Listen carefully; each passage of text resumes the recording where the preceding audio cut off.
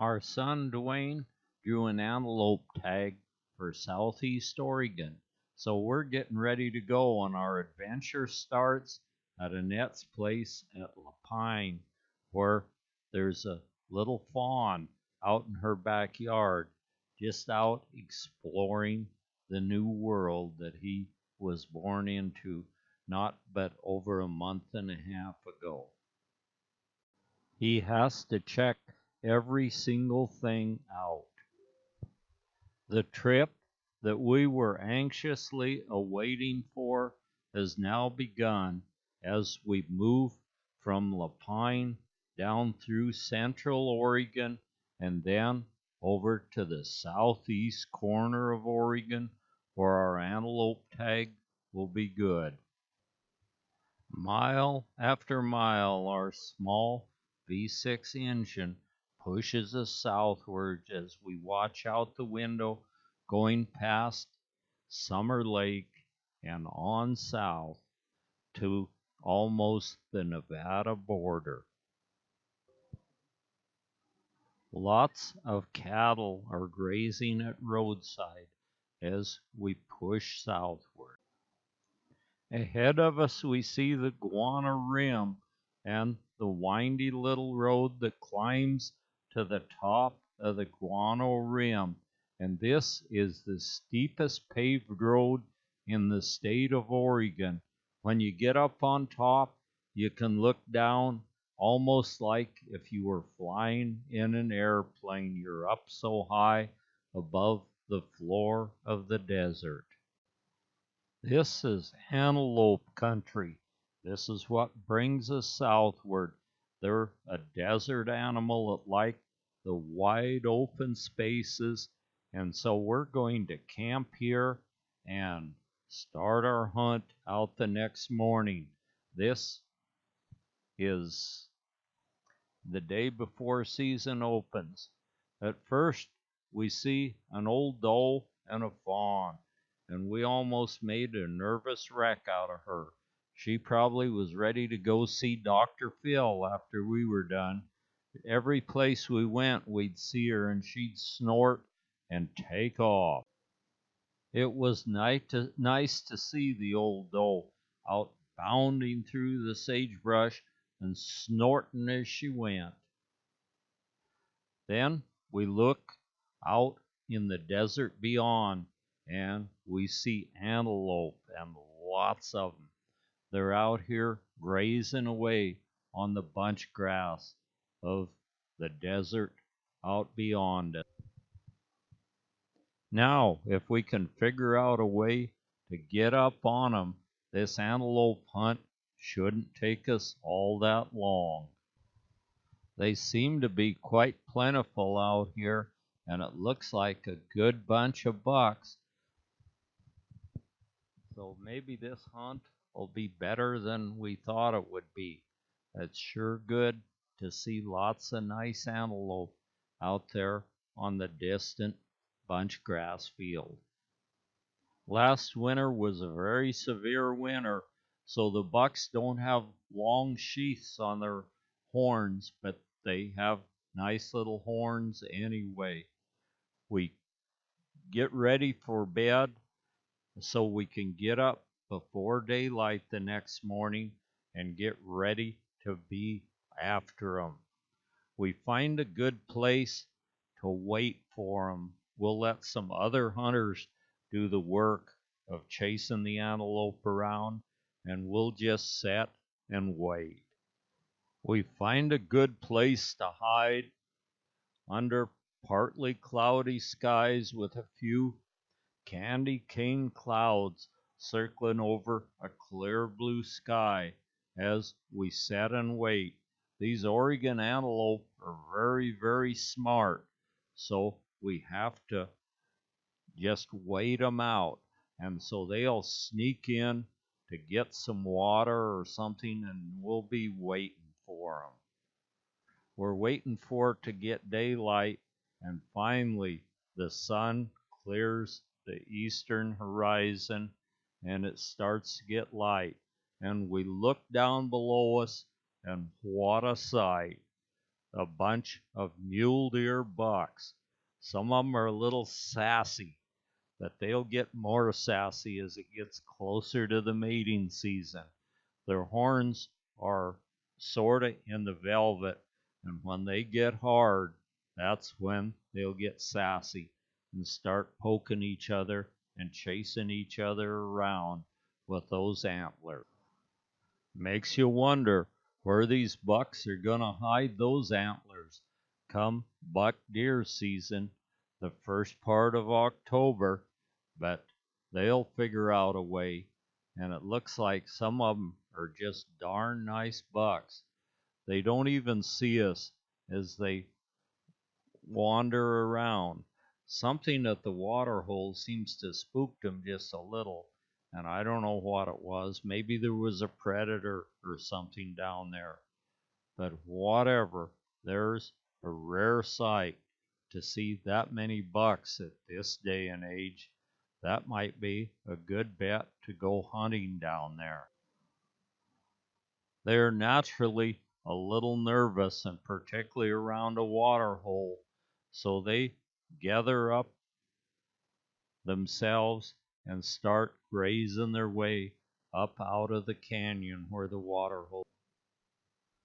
Those big antlers on an animal that size look as though they would be extremely clumsy, but these guys hold them high and proud, and they don't seem to be one bit clumsy on top their heads.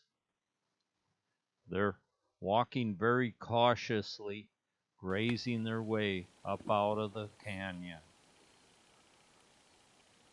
The mountain lion, which are probably the biggest predator out here on the mule deer, like the bucks because they can grab hold of those antlers and hold on to him real good while they give him that all important mercy bite right on the top of his spine behind his head. I think that would be most any big game hunter's dream, is to run into a group of mule deer like that. The mule deer are one of the species of deer that are declining this day and age, and probably a lot of it's due to predators. These antlers are shed off every year to regrow in the summer of the following year. They're shed in February and March, usually, depending on the animal. And then they have a sort of a skin over their antler. It's called the velvet. And so they're just starting to lose this velvet off their antler. I can see a little of it hanging loose. But they'll start working on the sagebrush, raking the sagebrush to scratch this velvet off. And probably they itch a little bit.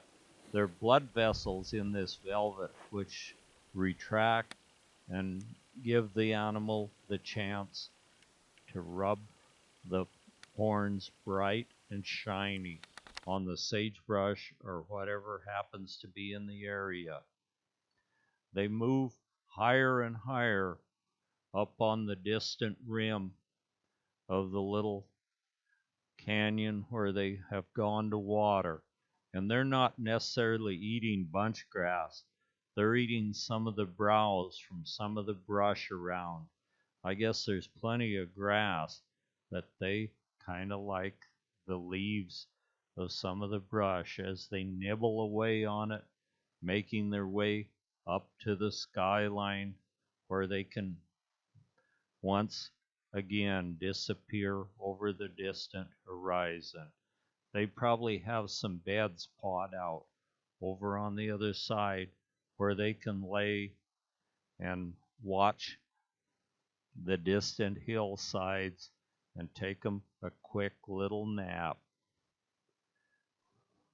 They hold their antlers high as they reach the summit of the little ridge. Some of the bucks have wide sets of antlers, while others are more narrow but taller. But either way, they're really nice. The bucks will soon be just a memory as they disappear over the top of the ridge and out into the sagebrush flats. These old guys like to be out on a hill in the open. Sometimes they'll palm out a little bed right under a cliff where the cool breezes, summer breezes, can hit them to keep biting insects away from them, and also where it's cool and they can lay there and grow their antlers in peace. We're still waiting for antelope as the deer finally disappear over the ridge, and so we sat there and watch, and then we see movement again, and this movement is the old doe again, and she's just as sassy as ever. She had her little fawn stashed down in the canyon below us. No wonder she was doing so much snorting, wanting us to leave. She goes over and gathers him up, and then they're going to head around. They just seem to circle around. We'd see her every little bit. We'd see her, and she'd be snorting every time. I guess maybe she was really glad when we finally got out of there. There was another smaller doe joined her, and so they didn't seem to be very good friends. Both the old doe and the fawn tried to chase the other doe away, but it's sure good to see there's some mule deer back here. Due to predators, they were getting really scarce here, but this year they seem to be in pretty fair supply, so I'm sure glad to see that. But we're not here for mule deer, we're here for antelope. As we watch the last of these move up over the ridge above us, as we're still waiting for antelope. The one old doe is chasing the other one, and then another one gets into the chase. I don't know what their problem was, but they just didn't seem to like each other.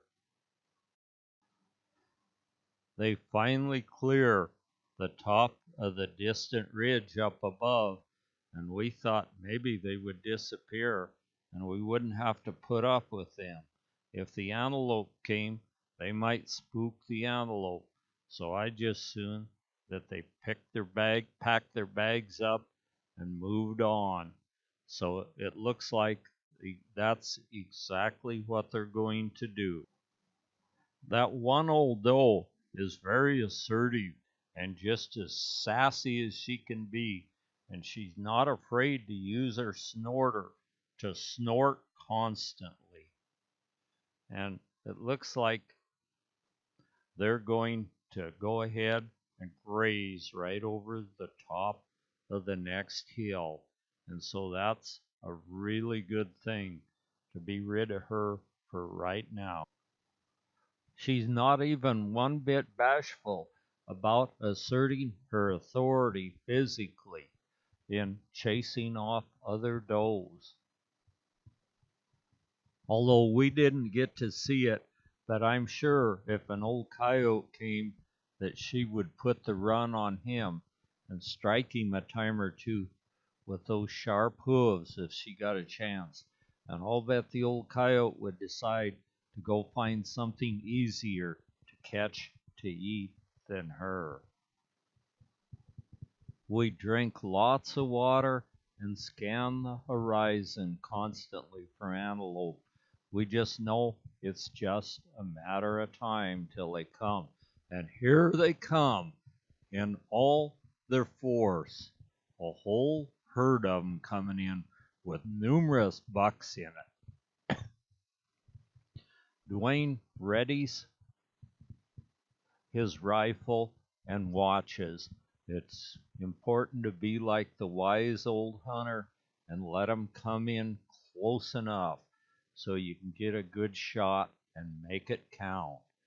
and they're coming in as fast as they can come from several different directions, and some of them have already made it in here.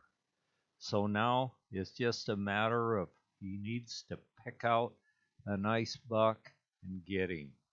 And it looks like there's plenty to pick from if you can get them sorted out to where they're not.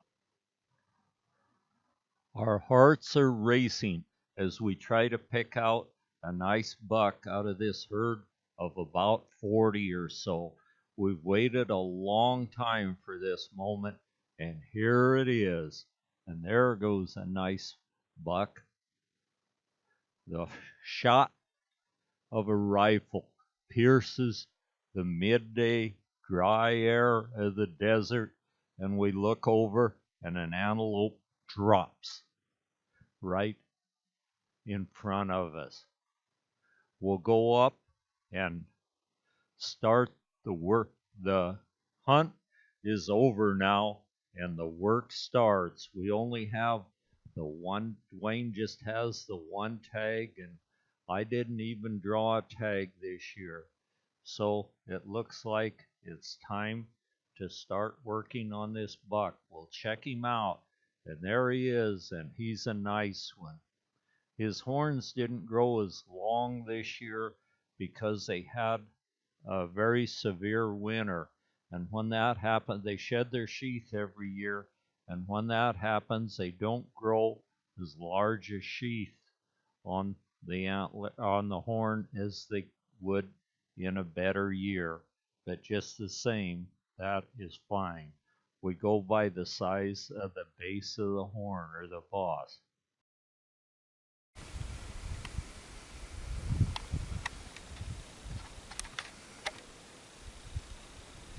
Got pretty big bosses. Yeah.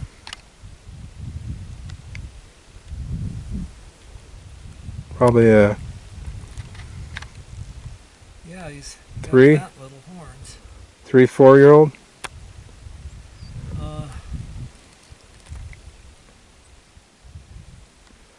Probably 3.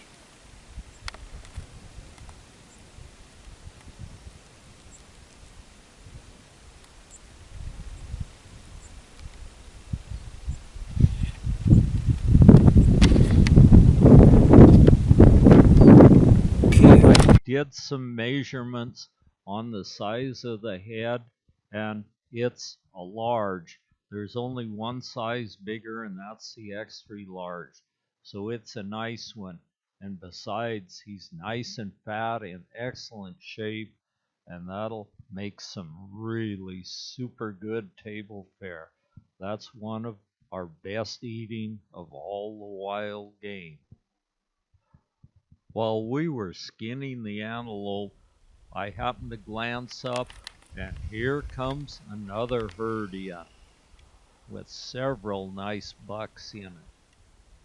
They come up and spot us, and they don't come in real close, only about 100 yards away. But we see some good bucks in it as they gallop out across the high sagebrush plain into the distance.